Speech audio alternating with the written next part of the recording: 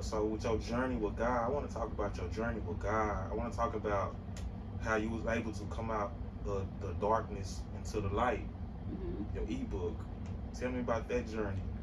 So yeah, I wrote an ebook, wrote a book called "Out of the Darkness into the Light," and it's speaking about my journey before I made it to who you're sitting with today. Who you're sitting with today is the person who walks in His marvelous light, and so "Out of the Darkness" was taking everyone through a journey of how I kicked it. I did the smoking and the drinking and the messing around. I'm hurt about so many things that has transpired into my life that I don't know how to control my emotions. I don't know how to regulate my emotions.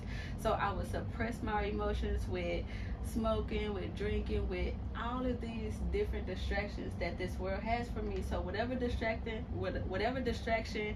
I could pick to suppress an emotion, I would do that. And that looked like entertaining people that, I shouldn't have been entertaining, doing things that I shouldn't have been doing, just living a life in the darkness. And I say in the darkness because I wasn't able to see past the situations and circumstances that I was going through. I hear you on that. And it triggered from the very first time. I would say it was heartbreak, dealing with what I thought was heartbreak, being married, being divorced, going through that divorce at a young age, and going through that situation. It sent me to a dark place where I wanted to end it right there. I wanted to, like, if this is life, I don't want it anymore. If this is what life comes to, I don't want it anymore. And I remember sitting in my restroom, just saying, if this is life, I don't want it. Like, let this be the very last feeling that I feel. Let this be the last heartbreak that I ever feel.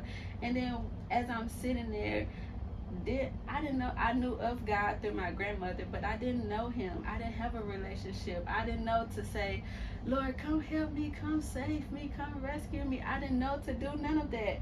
All I knew was to suppress an emotion, not to face it, not to deal with it, not to see what are you truly feeling. I didn't know to do none of that, and I was 22 years old. And as I'm sitting there going through all of these thoughts of just, suicidal thoughts, I hear a voice that says, if you leave, I will show you true love. And I'm like, what is this? What is this? And I'm just, mind you, no one's there. This is not a situation where I'm calling my best friend, I'm calling my mom, my dad. Hey, I'm about to do something. That wake up call. Yeah, this wasn't that type of call where I'm looking for someone to come rescue me. I'm just looking for this to be it. So I wasn't looking for a way out. I wasn't looking for nobody to come save me. I'm just sitting there with my thoughts, and like I said, I was in the restroom in my bathroom with the water running, and I was letting that be my last bubble bath, really, to say the least. I was looking for that to be my last bubble bath. Like, I don't have to feel nothing no more. Then I heard those words, and I'm just like, I don't know who this is, I don't know what that was, but I'm gonna leave. I'm like, I'm The gonna leave. awakening, the awakening, the Yes. awakening. I was like, I'm going to leave. And so water still sitting there, I just start crying. But at the same time, I'm just like, what's going on? Because how am I feeling all these emotions and then a sense of peace? Like, if you leave, I remember, I will never forget those words that said, if you leave, I will show you real love. He still gave me the option. He gives us the option. So I didn't know that was the option.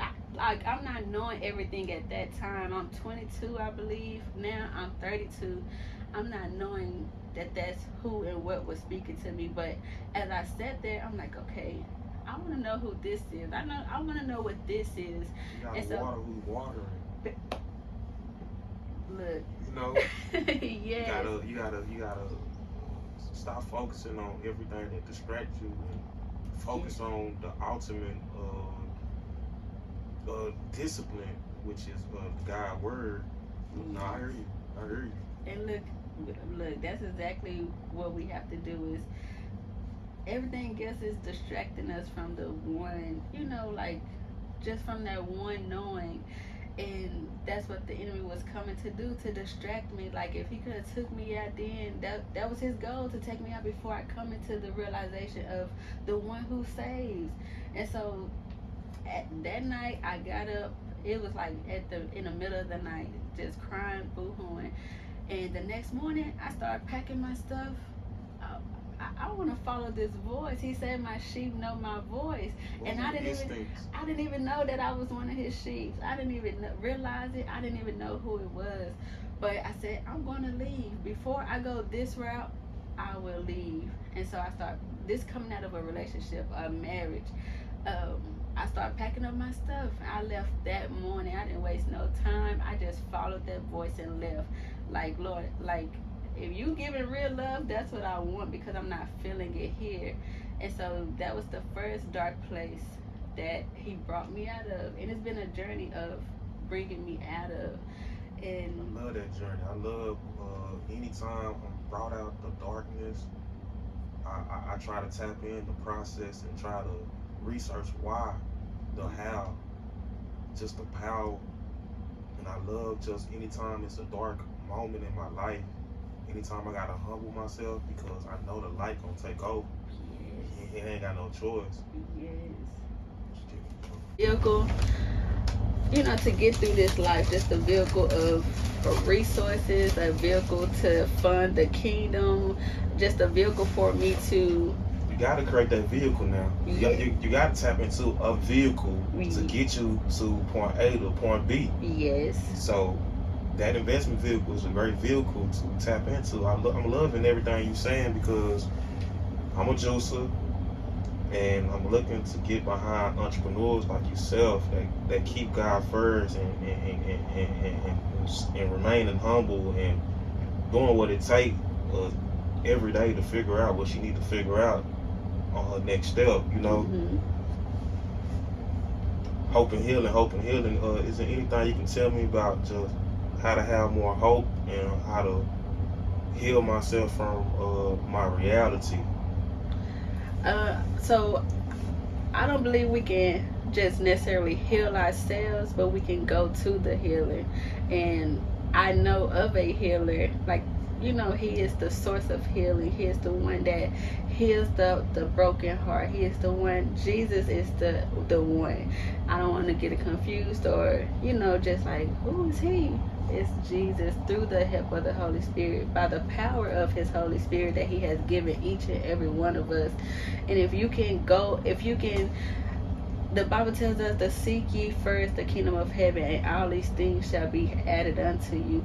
You are not responsible for healing yourself. We have a healer, we have a doctor, and it's the power of God through his son, believing in his son Jesus, through the Holy Spirit of truth, which he has given us to heal, given us to mend.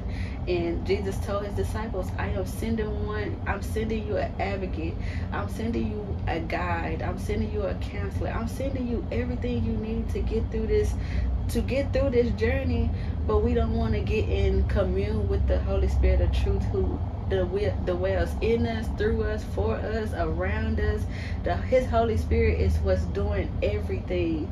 But the thing is, we are so distracted from communion with the one he has sent us to have here to heal us. Say, for instance, you said, heal me from everything that I'm experiencing. He is there to guide you through your situations and circumstances. He is there to